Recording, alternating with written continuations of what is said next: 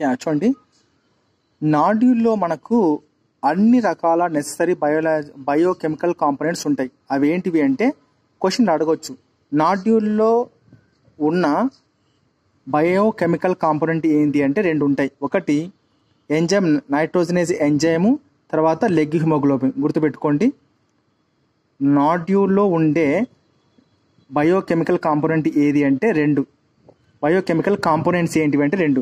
ఒకటి నైట్రోజ్ ఎంజైమ్ అంటే ఎంజైమ్ నైట్రోజనేజ్, రెండవది లెగ్ హిమోగ్లోబిన్. ఇక్కడ ఒక కథ ఉంది. ఎంజైమ్ యొక్క నైట్రోజనేజ్కి ఒక కథ ఉంది. ఏమంటారు అంటే ఎంజైమ్ నైట్రోజనేజ్ అనేది ఒక ఎంఈ ప్రోటీన్. ఈ ఎంజైమ్ అన్నది కదా, ఇప్పుడు నాడ్యూల్ ఉంది.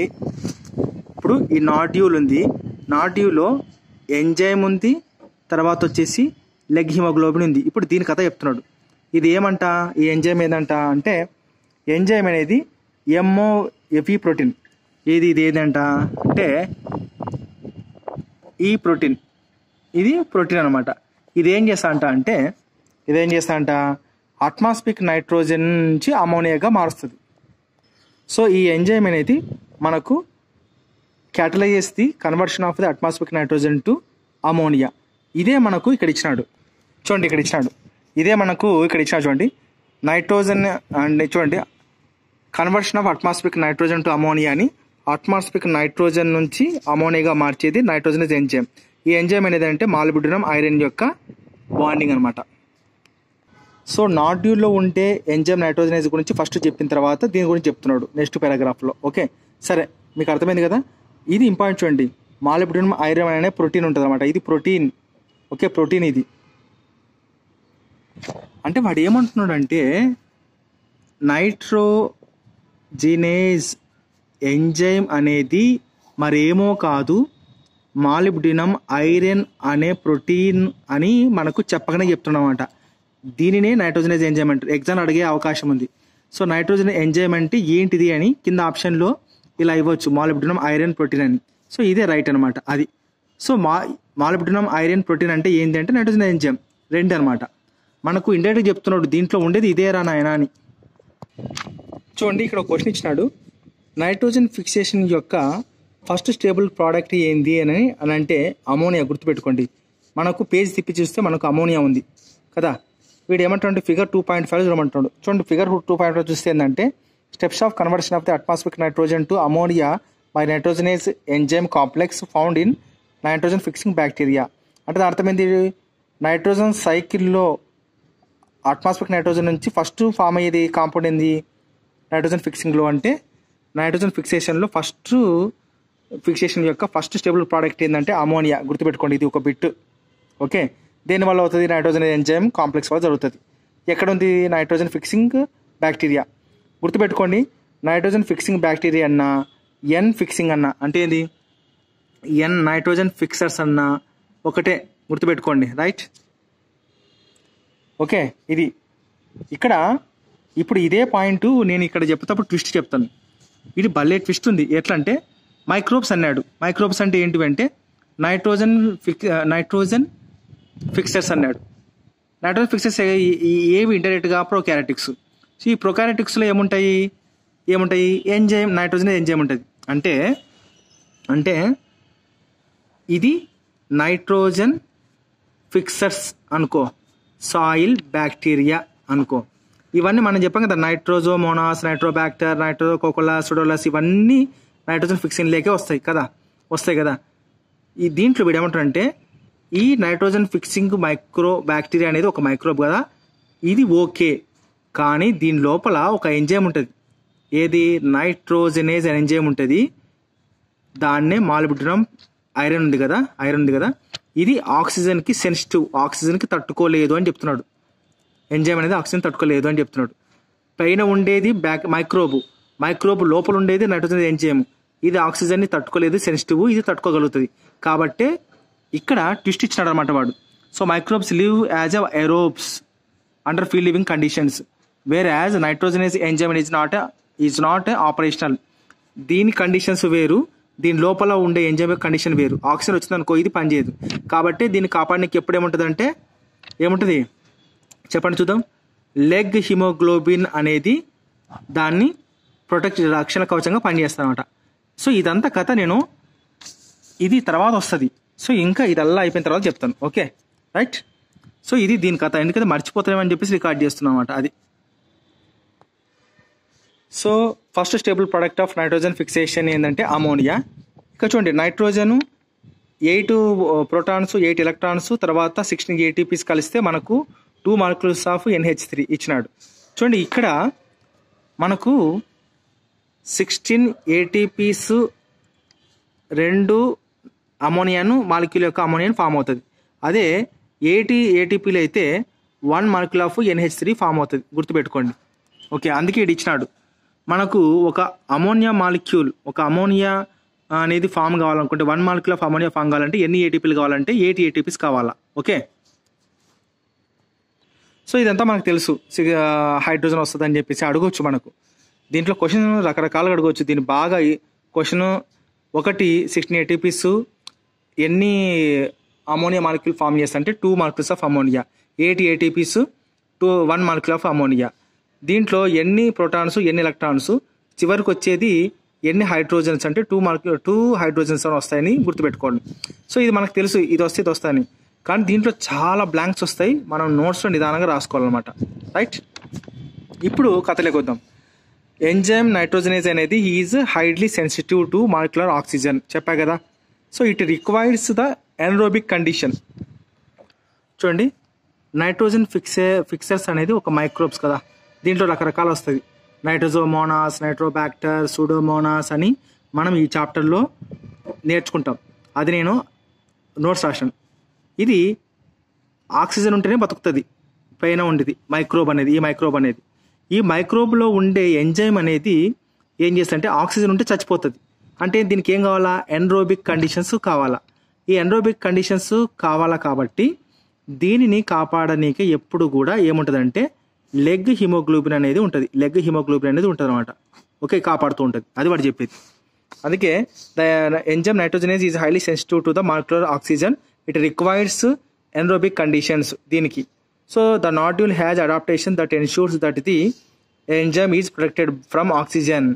అంతే కదా, నాడ్యూల్లో ఒక రకమైన అడాప్టేషన్ అంటే ఏంది, దానికి ఎత్తుకు పై ఎత్తు అన్నట్టుంటారు. అడాప్టేషన్ అనేది ఉంటుంది ఆక్సిజన్ నుంచి అంటే ఆక్సిజన్ నుంచి దీన్ని కాపాడడానికి. ఎంజైమ్ నైట్రోజనేజ్ ఎంజైమ్ను ఆక్సిజన్ నుంచి కాపాడడానికి ఒక పై ఎత్తుందంటే ఏంటంటే టు ప్రొటెక్ట్ దీస్ ఎంజైమ్స్ని nodule contain the oxygen scavenger leghaemoglobin. Okay, oxygen scavenger అంటే ఏం తెలుసా? Oxygen scavenger. ఇప్పుడు ఇది ఆక్సిజన్లో ఎరోబిక్ కండిషన్, ఇది ఎనరోబిక్ కండిషన్. ఒకవేళ ఆక్సిజన్ లోపలికి వచ్చిందనుకో పొరపాటున, ఈ లెగ్ హిమోగ్లోబిన్ ఏం చేస్తా అంటే ఆక్సిజన్ని తీసుకొని బయటికి స్కావెంజర్ మాదిరి. మనము స్కావెంజర్ అంటే ఏంది, ఏదైతే అనవసరమో దాన్ని బయటకు పంపించేవాడిని స్కావెంజర్ అంటారు.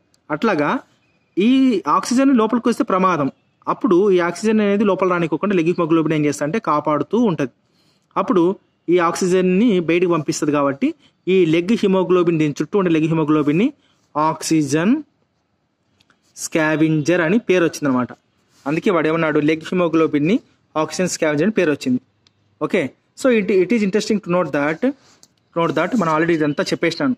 సో ఈ microorganisms lives as a aerobes. ఈ మైక్రోనిజం అంతా ఎరోబిక్ కండిషన్లో ఫామ్ అవుతుంది. దాని బాడీ లోపల ఉండే నైట్రోజన్ ఎంజైమ్ మాత్రం ఎనరోబిక్ కండిషన్స్. సో మైక్రోబ్స్ అంటే నైట్రోజన్ ఫిక్సేషన్ ఈ ప్రొకారియోటిక్స్ కదా, live as a aerobes under free living condition, whereas nitrogenase అనేది is not a operational. So but during nitrogen fixing events, అంటే nitrogen fixing events జరుగుతున్నప్పుడు ఇవి ఏం చేస్తాయంటే they adapt the anaerobic conditions. చూడండి twist చూడండి, ఇక్కడ బతికేటప్పుడు మాత్రం ఎరోబిక్ కండిషన్లో బతుకుతాయి. ఇప్పుడు ఇవి బతుకుతున్నప్పుడు ఎరోబిక్ కండిషన్లో బతుకుతాయి. ఎరోబిక్ లోపల ఎంజైమ్ గురించి మనం వదిలేయండి.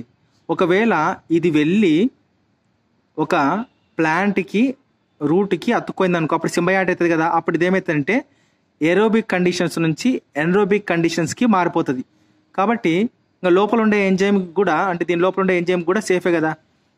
ఇది నార్మల్గా బతికేటప్పుడు అంటే సింబయాటికల్ లేకుండా ఫ్రీ లివింగ్ ఉన్నప్పుడు ఏమైతే అంటే ఫ్రీ లివింగ్ కండిషన్స్లో ఉన్నప్పుడు ఎరోబిక్గా ఫామ్ అవుతుంది.